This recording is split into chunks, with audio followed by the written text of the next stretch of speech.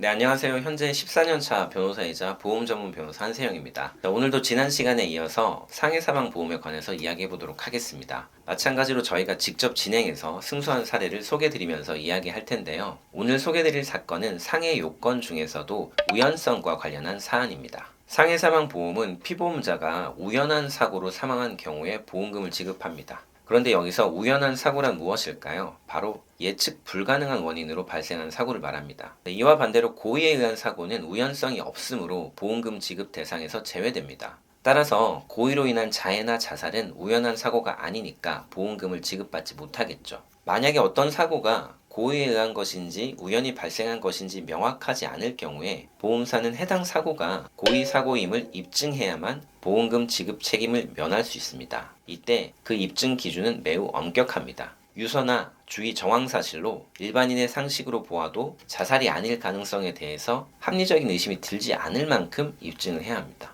조금이라도 이거 자살 아니야? 이 정도 의심이 남으면 안 된다는 것이죠. 그와 반대로 보험금을 청구하는 유족은 사고의 외형을 보고 이런 사고가 우연히 발생할 수 있었다 라는 정도만 증명하면 충분합니다. 자, 이제 오늘 사례를 소개하겠습니다. A씨는 바닷가에 바람을 쐬러 갔다가 실종됐고요. 이틀 후에 안타깝지만 바다에서 익사체로 발견됐습니다. 부검 결과 특별히 사망 원인으로 지목될 만한 질병이나 외상, 약물 흔적이 없었기 때문에 사인은 익사로 추정되었습니다. A씨는 생전에 우연한 사고가 발생해서 사망할 경우에 사망보험금을 지급받을 수 있는 보험에 가입해 두었지만 보험사는 사고의 우연성을 입증하지 못했다면서 보험금 지급을 거절했습니다. 유족이 보험사를 상대로 소송을 진행하게 됐는데요. 저희는 A씨의 차량이 발견된 바닷가 아래쪽은 갯바위로 이루어져 있어서 사고 위험이 높은 지역이었고 안전장치가 없어서 계단을 내려가다가 바다에 빠졌을 가능성이 충분하다는 점을 강조했습니다. 네, 이를 통해 법원은 우연한 사고로서의 입증은 충분하다고 판단을 했는데요. 이에 대해서 보험사는 A씨가 신변을 비관해서 자살했을 가능성이 있다고 다시 반박을 했습니다. 네, 하지만 법원은 이 부분 주장에 대해서도 A씨에게 우울증과 같은 정신병력이 없었고 유서나 신변 정리를 한 흔적도 없었으며